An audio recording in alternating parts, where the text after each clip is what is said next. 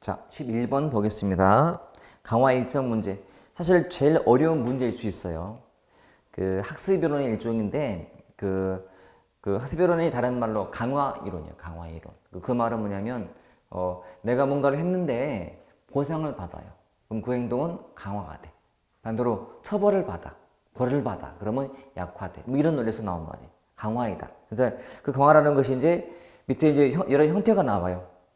고정 간격 강화인지 변동 간격인지, 고정 비율인지 변동 비율인지가 나와요. 처음 볼 때 낯설어 보이지 어려운 말은 아니에요, 여러분. 고정이란 말 누가 몰라? 고정, 변동, 간격이냐 비율이냐의 차이죠. 그러면 고정된 간격으로 뭔가를 하게 만들어요. 우리 예를 들어서 매달 25일 월급 주는 날이 있어요. 그 매달이라는 고정된 간격, 이게 나를 일하게 만드는 힘, 뭐 그런 뜻이거든요, 이게. 그래서 근데 2번을 봤더니 1번이 연속이니까 뭐 할 때마다, 그게 포인트야. 연속이란 말은 그러할 때마다 뜻이고. 근데 고정 간격은 부하들의 행동에 발생하는 빈도가 아니고 그냥 일정한 간격이에요, 여러분. 월급날이 정해져 있잖아요, 25일 날로. 그러면 그때 그냥 주는 거예요.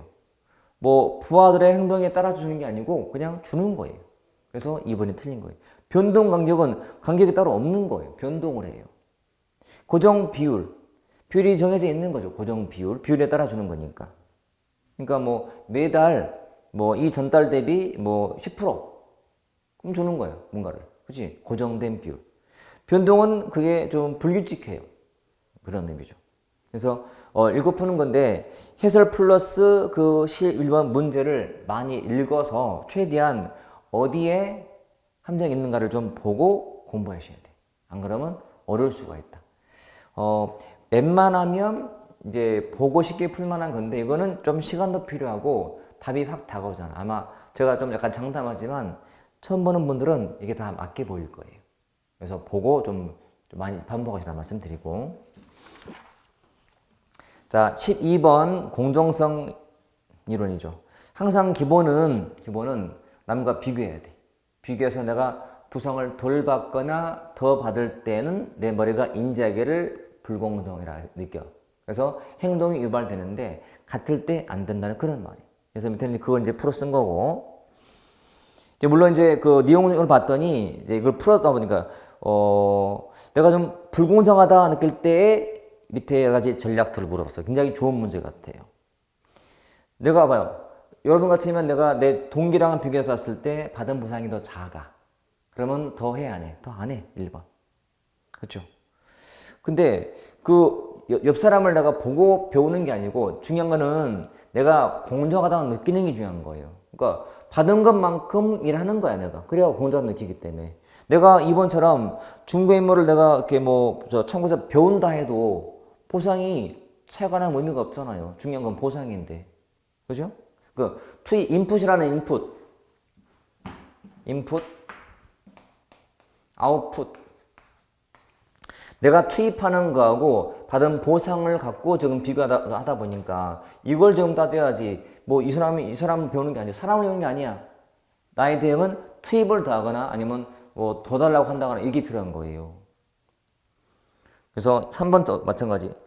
내가 지금 덜 받은 이유가 내가 덜하고 좀 더 했구나.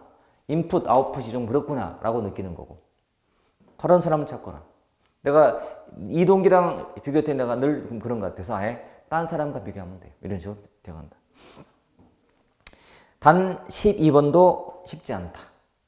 제가 보기에는 그래요. 좀 어려운 문제에 속할 수 있어요. 지문이 짧다고 쉬운 게 아니고 길다고 어려운 것도 아니에요.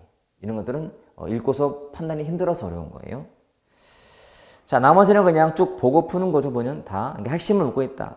13번, 13번 마찬가지. 그래서 요즘의 문제 패턴이 기본 안다는 전제하에 응용력을 물어봐요. 응용력. 좋은 문제들 다. 13 같은 경우는 부름인데 VIE 갖고 묻는 거고, 로크는 그 목표 의미가 구체적인 목표일 때, 또 적당히 어려울 때 하는 말이고, 허즈버그는 위생 동기 구분하고 또는 불만 만족에서 만족이 있어야 동기부여 되는 거야, 묻는 거고. 근데 보수는 위생용이기 때문에 관계없는 거. 쉬운 문제고. 자, 14번 같은 경우도 성과급은 보수 문제이기 때문에 보수란 약간 위생적인 요인에 속하다 보니까 하는 말인데, 요새는 성과급 비중을 설명할 때 보통 성과급이라는 것은요, 내가 노력하는 것에 어떤 비례해서 받는 거거든. 그 말로 이제 설명할 수 있어요. 밑에 보수 같은 것은 허서버그에서는 동기부여가 안 되잖아요. 허서버그는 인정받고 이럴 때가 중요하기 때문에 관계없는 거고, 그 다음에 3도 이할지랑 관계없는 거고, 메슬로도 관계없는. 성과급은 보상이야, 보상. 보상은 인풋, 아웃풋. 내가 투입한 노력과의 보상이기 때문에 1번 찾아가면 돼요. 조금만 시간이 필요할 뿐이지 읽으면 풀 수 있는. 참 제가 느낀 게 참 최근 문제가 참 세련됐구나. 단순하게 뭐 메슬로우 특징 이 문제는 너무 초급 문제 안 나오고, 안다는 전제하에 시간도 필요해. 제일 좀 속된 말로 골 때리는 문제가요, 시험장 갔는데 생각을 막 해야 돼. 답은 맞추긴 맞췄어. 근데 시간이 많이 들어갔다면 맞춘 게 아니야. 왜? 따라하면 이제 못 풀게 만들었거든. 그렇지? 자, 15번부터는 리더십 문제예요. 리더십. 자, 가장 기본은 분류, 민주, 뭐 권위 비교하는 거예요. 자, 그래서 15번은 자, 민주적 리더십 아닌 거니까 보통 민주적 리더십은 부하를 위한 그런 게 들어가야 돼. 그래서 과업지향은 권위적인 거예요. 성취, 배려, 참여는 다 맞는 말이고. 자, 16번도 옳지 않은 거죠. 이제 흐름을 보는 게 중요해요, 여러분. 16번, 17번, 또 뭐 등이 다 18번 다 보면 큰 틀 내에 있는 거예요. 자, 이렇게 하면 돼요, 여러분. 제가 어차피 이론 때 설명은 드렸지만, 자, 자질론 또는 특성론 또는 속성론, 그 다음이 행태론 또는 행동 유형론, 그 다음이 뭐 상황론, 그 다음에 신속성론, 이렇게 흘러가요. 가장 기본은 흐름을 아는 게 중요하고, 흐름을. 그 다음에 행태론에 나와 있는 의미, 이게 뭐냐, 리더의 행동을 보는 거야. 행동을 유형화시켜. 행동 유형론. 이놈은 상황에 따라서 다르다. 그러니까 리더십이 잘 발휘가 될까 말까는 상황에 따라 다르다. 리더의 스타일에 따라 다르다. 스타일이라는 것이 상황에 따라 다르게 적용되라는 거예요. 요 중에 대표가 피들러, 허쉬와 블렌차드, 그 다음에 뭐 하우스, 그리고 커와 저미어 등이 나와요. 어려울 때는 커와 저미어, 그 다음에 하우스가 요즘의 대세. 두 사람은 변수만 알면 되고, 이때 와서는 여기 있는 이 자질 속성론이 다시 나온 거예요. 이때 대표가 요 변혁적 리더십이고, 그러니까 변화와 혁신 추구적 리더십이란 뜻이. 이렇게. 이거랑 뭘 비교한다? 요 거래적 리더를 비교한다. 자, 이 정도는 딱 머리에 박혀 있어야 돼요. 그래서 그 앞에 있는, 자, 우리 16번 같은 경우는 옳지 않은 거 찾는 건데, 뭐 블렌차드, 허쉬 블렌차드 상황론 1번. 행태론, 행태, 행위, 행동 중요하고. 근데 특성론에서, 이게 특성론인데요, 자질론, 속성론 또는 특성론이 있어요. 그러면 이때 리더한테 필요한 자질이 지적 능력은 중요하지 않을까? 중요하지. 답이죠. 그 다음에 가치관 중요하고, 변화에 대한 가치관. 부름은 5번은 모를 수 있어요. 답은 쉽게 나와야 돼. 자, 17번도 옳지 않은 건데, 자, 이 행태론 속에 나와요. 다시 굳이 리더의 행동을 봤더니 리더가 권위적이냐, 아니면 민주적이냐, 아니면 자유방임적이냐, 이렇게. 요거 찾는 거거든. 그러면 권위형은 상관 중심의 지시, 부하 중심의 뭐 지원, 배려, 이런 방식이에요. 근데 피들러가 여기 나오는 사람이 아니잖아. 여기 나오잖아. 그러니까 이게 일종의 2차원 또는 1차원인데 이거를 갖다가 이걸 넣어놨으니 틀린 말이지. 여러분, 학자를 바꿔놨다 틀린 거잖아요.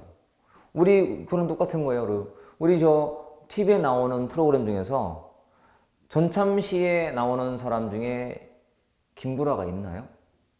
없지. 근데 김구라의 전참시 똑같은 거지. 그렇잖아.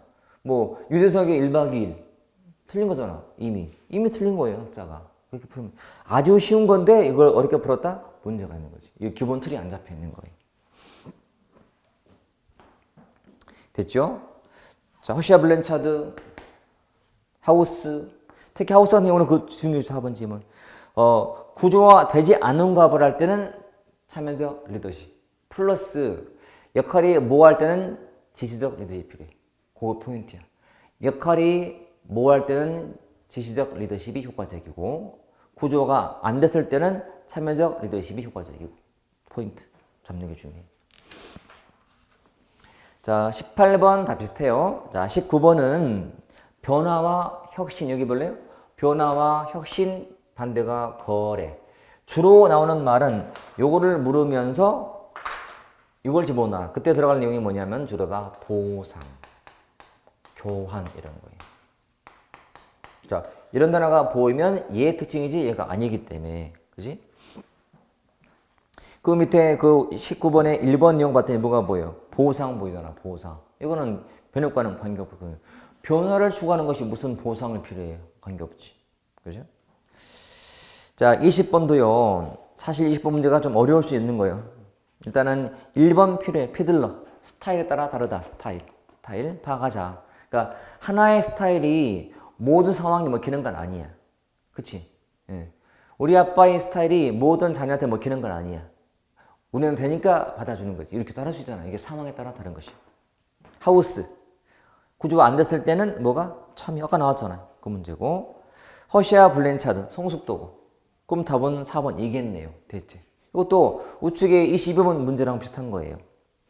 자, 여러분 20번 문제가 나왔던 때가 2012년도. 22번 문제는 2014년도. 둘 다 7급이긴 하지만. 그러면 문제 풀 때 요 문제를 풀어봤을 때 답만 확인이 안 되고 확인 안 하고 내용을 봤다면 22번은 아주 쉬운 문제가 될 거고 대신 20번을 풀면서 제대로 안 해놨다면 이게 아주 어려운 문제가 될 수 있는 거예요.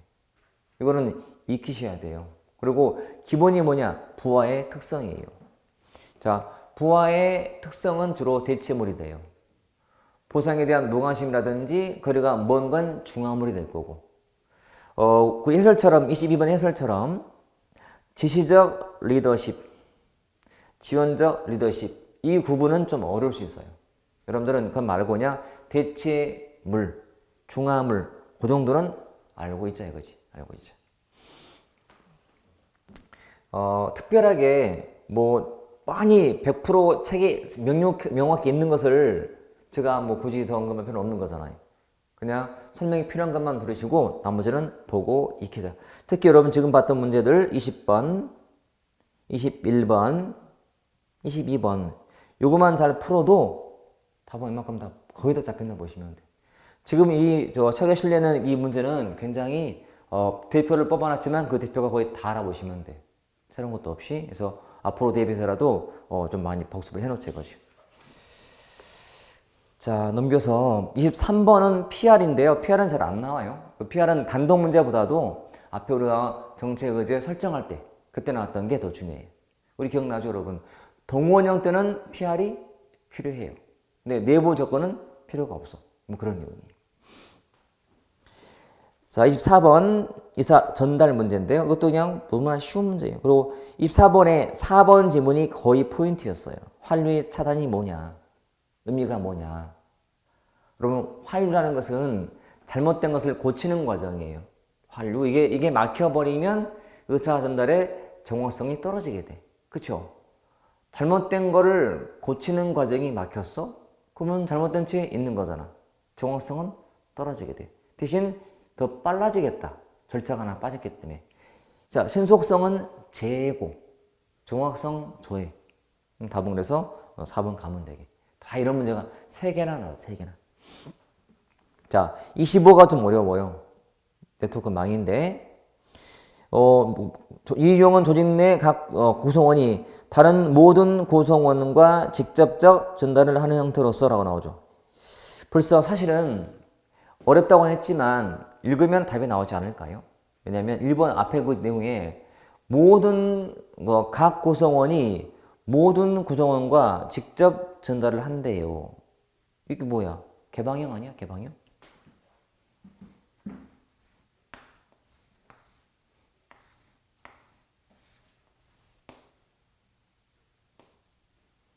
자, 개방형. 지금 다 있지. 모든 구성원이 지금 다 닿고 있죠. 지금 이렇게 직접 다 닿고 있잖아요. 그렇죠? 이게 개방형 그림이거든요. 원형이 뭐죠? 원형? 원. 이게 원형이. 이건 좌우만 다야, 좌우만. 이게 연수형이고, 연수형이고. 바퀴가 이런 바퀴 휠형, 바퀴 형태, 이런 형태.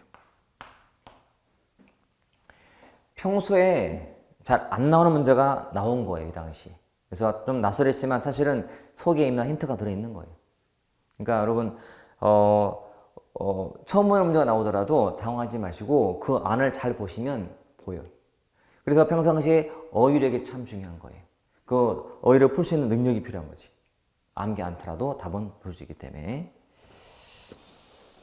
자, 26번 같은 문제는 이제 갈등 문제인데, 갈등이 지금 26번, 7번, 8번, 9번, 30번 되게 많죠, 문제가. 33번도 어려운 문제고. 근데 갈등은 빤해요. 갈등관 변참, 갈등의 유형, 해결 방법, 조정 방법 정도. 근데 흐름은 그 26번처럼 고전, 행태, 상호작용 요 틀을 알면 돼. 쉽게 말하면 옛날에는 갈등 나쁘게 봤어요. 1번처럼. 유해성에 주목하고 해소 처방하자 했던 거예요.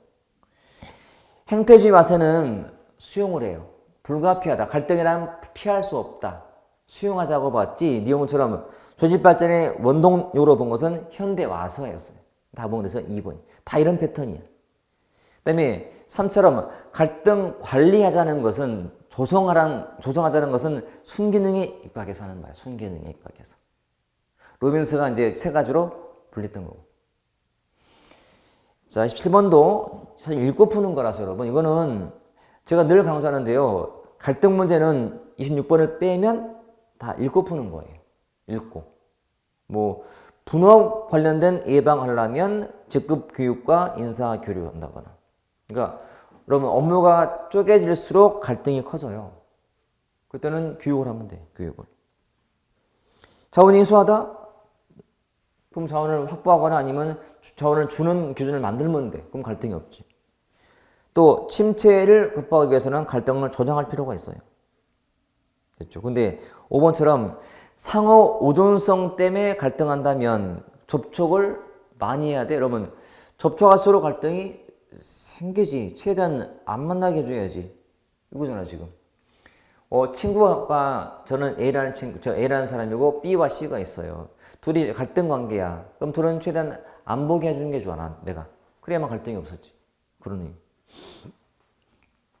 28번도 여러분 통합형이란 말은요 되게 많이 나온 단어야. 통합형은 늘 긍정적인 방식이에요. 즉 윈윈. 응? 그러니까 제로섬이 아니고 제로섬은 플러스 마이너스가 있는 게 제로섬이에요. 근데 윈윈은 플러스 플러스예요. 늘 그래. 어딜 가도 마찬가지야. 여러분 통합형은 다 좋은 뜻으로 보시면 돼요. 통합형. 자, 넘겨서 29번 같은 경우는 좋은 문제가 나왔어요. 그러니까 나올 만큼 나와서 이제 뭐 없나 했더니 이런 문제가 있던 거야. 비수락, 불확실, 비비교라는 말이. 제가 이것도 제 문제집에 이거는 기출문제라면 제 문제집에 실었던 것이고 제가 문제 풀이 때 했던 게 나온 거였어요. 이것도 앞으로 또 나올 수 있는 것이 뭐냐면 내용을 정확히 아는지를 물을 거예요. 비수락은 뭐야? 수락할 수가 없어요. 왜? 성이 안 차는 거야. 결과를 알지만 그 결과가 내 마음에 안 드는 거 둘 다. 비수락.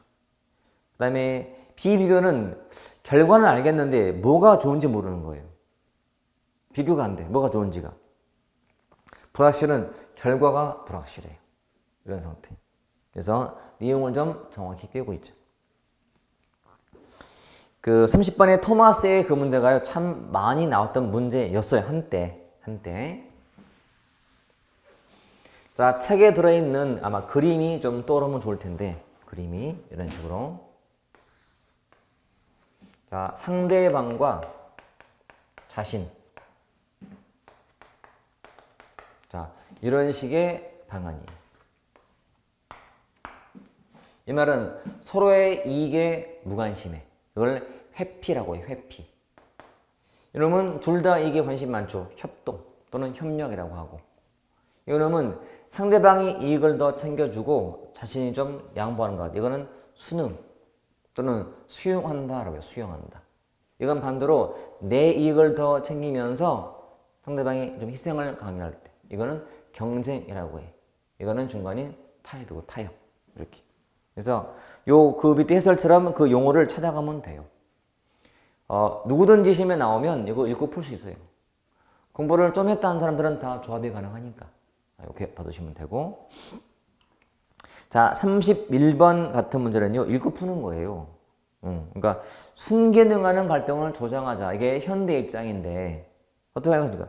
뭐, 정보 전달을 억제하거나 과대한 정보를 전달한다. 통로를 바꾼다거나. 그런데 잘 봐요.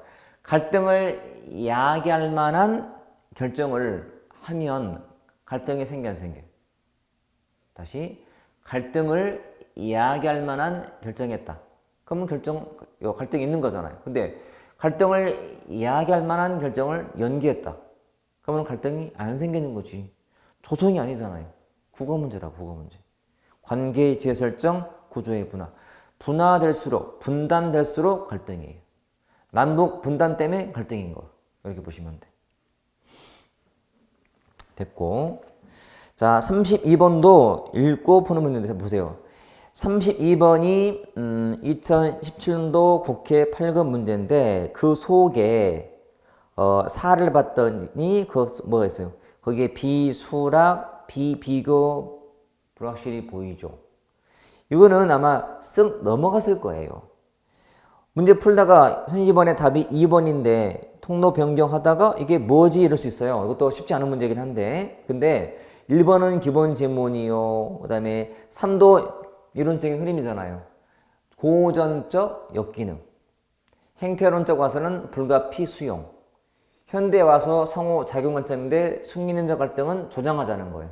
갈등 조장 입장이 현대 입장이에요. 조직 발전에 원동력 된다가 현대 입장이에요. 근데 이건 다 알아요. 근데 사 봤더니 이미 거기 나왔잖아요. 비수락, 비비교, 불확실히. 그러면 문제 수험생들은 보는 순간 궁금해야 돼. 이게 뭘까? 이게 됐다면은 아까 우리 29번이 풀려야죠. 국회의직 시험을 먼저 보거든? 기간이? 그러면 먼저 본 시험에서 나왔다? 그럼 다음 시험 나올 수 있는 거예요. 그 학자들은 그 당시에 학계의 동향이라든지 보는 책이 유사하다 보니까 비슷한 걸 낼 때가 되게 많아요. 그래서 먼저 시행된 시험지를 잘 보셔야 돼. 똑같이 나오는 게 아니고 그 주제가 나왔기 때문에. 그래서 포인트를 알고 가셔야 돼요. 그러면 쉽게 풀었어요. 그러니까 29번은 공부한 사람과 안 한 사람이 차이가 나는 문제였고 이걸 풀면서 제대로 한 사람들은 맞췄고 안 하면 틀렸다. 결국은 10점 차이가 나는 거예요. 못 맞고 하기 때문에.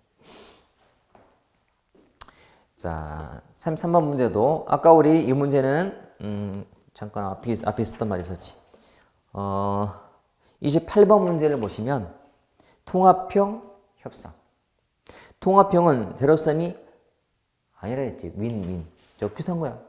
그럼 봤더니 그거 딱 문제 보는 순간 배분적 협상과 통합형 협상이구나. 두 개가 좀 다르겠구나. 그래서 배분적 협상이 고정된 양을 서로 많이 갖거나 덜 갖는 거예요. 이게 제로섬이거든. 그러니까 이게 승승이 될 수가 없지 당연히.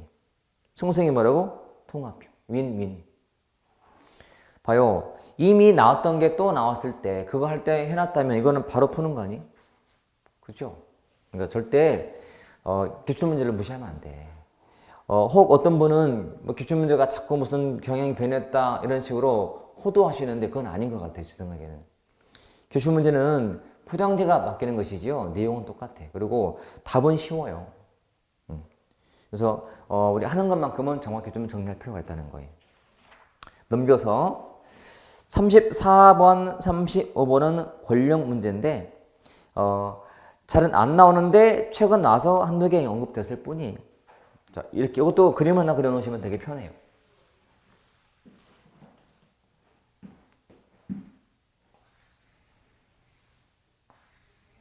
권위, 권력. 자, 이 권위는 권력 중 정당한 권력이에요. 정당한 권력. 예술 중에 합법적인 권력이에요.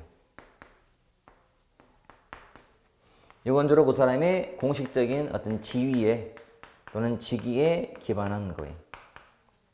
이퀄 권한과 비슷해. 권한. 과장이라는 직위에 주어진 권한, 그건 정당한 거잖아요. 그렇지? 그런 말이거든요. 이거 보시면 돼요. 나머지 이제 요 프렌츠하고 레이븐이 제시하는 권력은 5가지인데 권력의 원천을 갖고 한 거예요. 뭐 보상적 권력, 전문가적 권력, 뭐 강제 또는 강압적 권력, 그리고 준거적 권력 이런 식으로.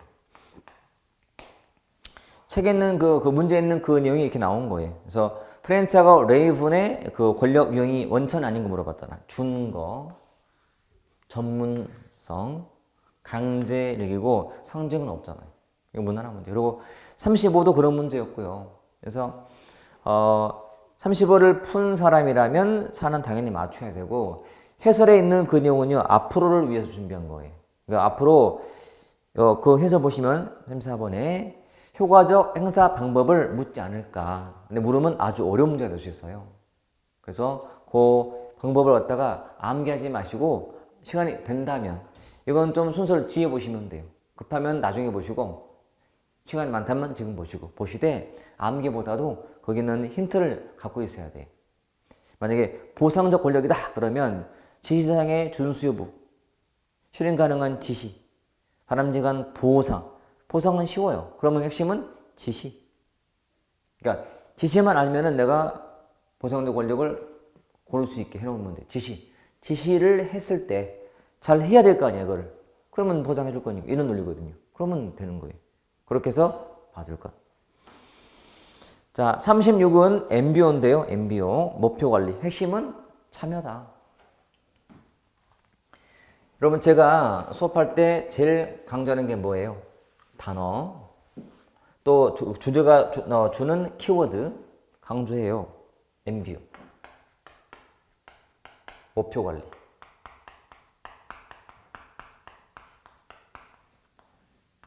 자, 목표에 의한 관리.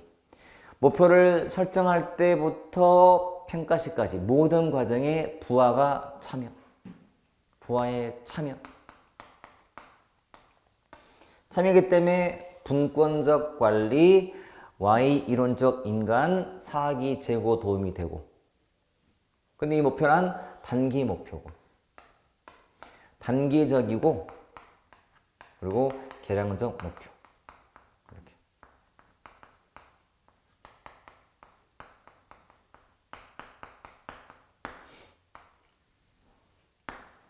가장 기본이에요. 그래서 36번 문제는 이거를 이제 응용해서 물은 거예요. 지문은 길어 보이지만 사실은 별거 없어요. 이걸 다 아는 지문인 거. 단기적 목표. 우리가 뭐 인풋, 투입, 아웃풋, 산출, 아웃컴, 결과, 임팩트, 영향이라면 이거 묻는 거예요.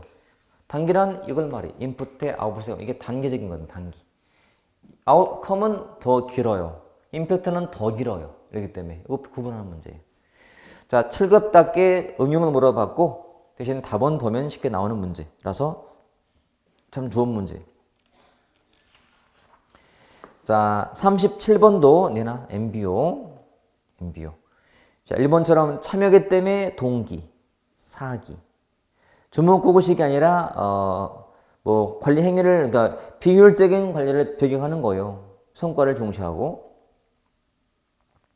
그리고 3은 기대되는 계획과 목적의 달성에 필요한 비용과 지출을 묶어서 활동도를 평가하고 이게 그 자체를 알 수가 없어요. 근데 4를 봤더니 피터 드러커가 소개, 닉슨이 도입.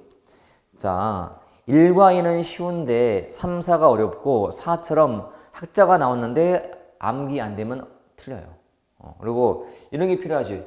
MBO가 나온 계기는 뭐죠? 나온 배경은 요 PPBS의 한계점 때문에. 요 계획예산 제도가 너무 직관적인 예산 제도거든. 막료 중심의, 전문가 중심의 예산.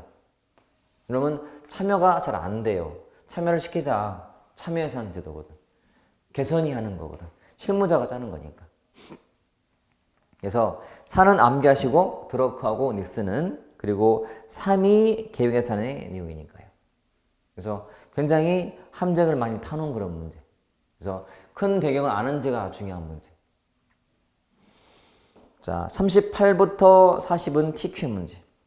보통 TQM 같은 경우는 TQM은 품질 관리이기 때문에 품질 관리. 그래서 상상을 하라 했죠, 여러분. 내가 사업가인데 나의 경쟁력은 품질이야. 그러니까 내가 고깃집 한다, 식당 할 텐데 나의 무기는 품질이야. 그러면 다 풀려요. 그래서 길게 보고 장사해야 되고 장기죠.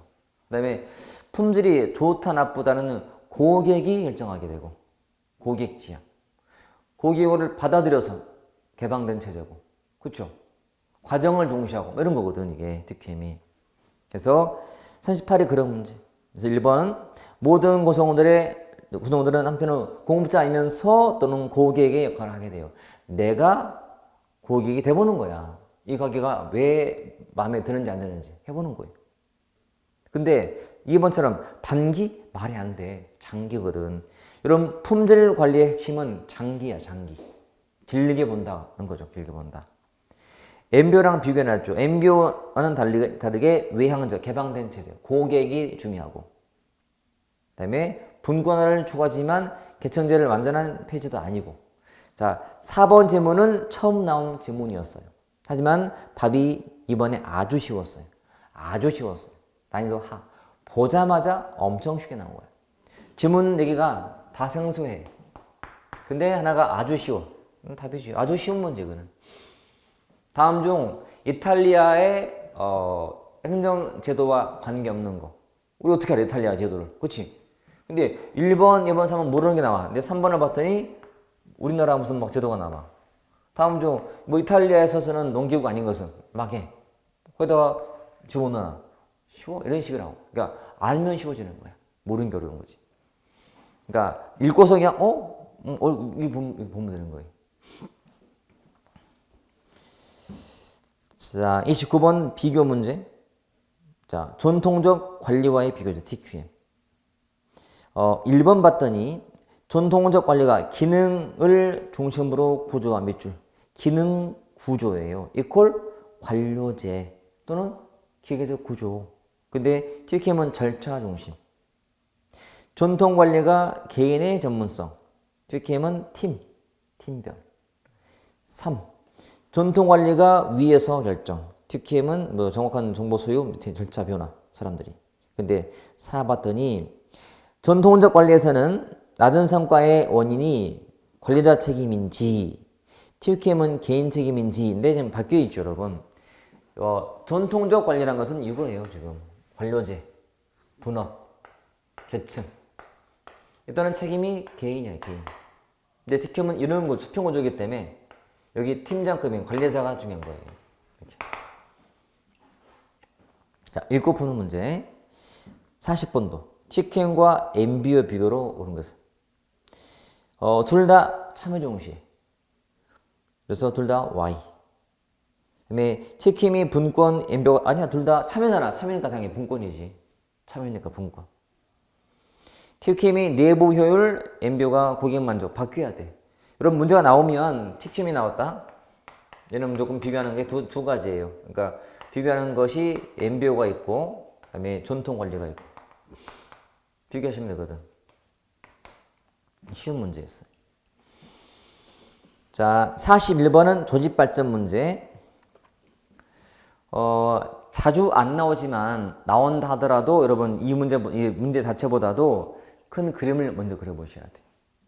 일단은 OD는 현대 이론이에요. 개방 체제를 의미하는. 또 그것도 알아야 돼요. 그러면 이거 출발점은 조직 혁신이었어요. 조직 개혁 혁신. 혁신의 4대 변수가 업무, 구조, 기술, 인간이에요. 그래서 업무를 혁신하자, 구조를 혁신하자 이런 식인데 이 두 개는 비슷한 거예요. 이게 뒤에 볼 구조적 접근 방법이에요. 구조적 접근 방법이고 기술은 곧 과정을 바꾸는 방법이에요. 요 인간이 곧 뭐냐? 인간의 가치관, 사고 또는 태도를 바꾸는 거예요. 이게 곧 OD, 조직 발전인 거지. 그래서 OD란 인간을 개혁하는 거예요. 인간의 가치관 바꾸는 출발점이. 일본처럼 그래서 기억처럼 OD란 조직의 실속이나 효과성을 높이기 위한 전반에 걸친 계획적인 노력이고, 그 다음에 니은처럼 행태 변화, 인간 또는 행태거든, 행태. 인간의 가치관이 바뀌면 행태가 바뀌게 됐단 말이에요. 그래서 기억과 니은은 맞는 거니까 있으면 안 되겠지. 자, 이것은 몇 그리고 x가 아니야, y야. 이것도 인간을 자아실현으로 보고 바꾸자는 거예요. y 이론적. 그래서 디귿은 틀린 거니까 있어야겠죠. 답은 그러면 3번이겠. 그 다음에 폐쇄가 아니라 개방체제에서 이루어지고 문화의 변화를 포함하고. 여러분, 인간의 가치관, 사고 바꾼다는 이 속에는요, 문화가 이미 들어있는 거예요, 문화의 개념 자체가 가치를 공유하는 거거든. 그러니까 뭔가 사고를 같이 하는 게 문화예요. 당연히 같이 포함돼야 맞죠. 자, 42번은 자, 가볍게 보시면 돼. OD의 대표 기법이 거기에 감수성 훈련, 태도, 조사, 환류 등인데 첫 번째만 봐도 답이 나와야 돼. 자, 감수성 훈련. 사람들의 감수성, 사람의 감정, 인간의 의식, 이거 의미하는 거지, 이게. 답은 OD. 5번 가면 되고. 3번도 옳은 거잖아, 지금. 전체의 변화를 추구하는 계획적인 개입 방식이다. 그 지문과 앞에 있었던 그 41번의 기억이 비슷하잖아요? 그죠? 다시 뒤에 43번의 2번도 이건 답이 이미 남았네. 자, 감소년은 동료와 상사 간의 상호작용을 진작시키기 위한 실제 근무 상황? 여러분, 실제 근무 상황이라는 것은 OJT인데 이 훈련 방식은 OPJT 방식이에요. 즉, 교육은 교육이에요. 틀렸지. 자, 블레이크와 무튼은 과합형이 제일 좋은 게 아니고 단합형이 제일 좋다고 봤어요. 단합형. 그러니까 그 말은 이거는 리더십 일종인데 리더가 과합을 중시할지 인간을 중시할지가 있어요.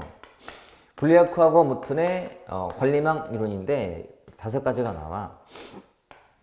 이건 빈약형이에요. 리더가 인간과 과학 둘 다 무관심해. 이게 단합형이야. 그러니까 제일 바람직한 거지. 단합형. 그러니까 리더가 부하나 과학 모두에 출중한 인간이거든. 단합형. 이놈은 과합형. 이거는 친목형. 이놈은 절충이에요. 이게 제일 좋다는 거지. 단합형.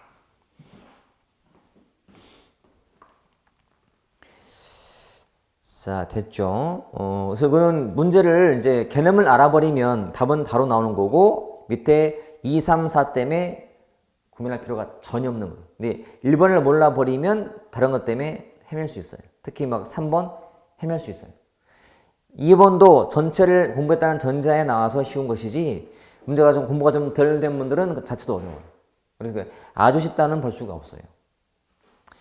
44번은 자, 전략적 관리죠. 항상 전략에 들어가면 장기 단기.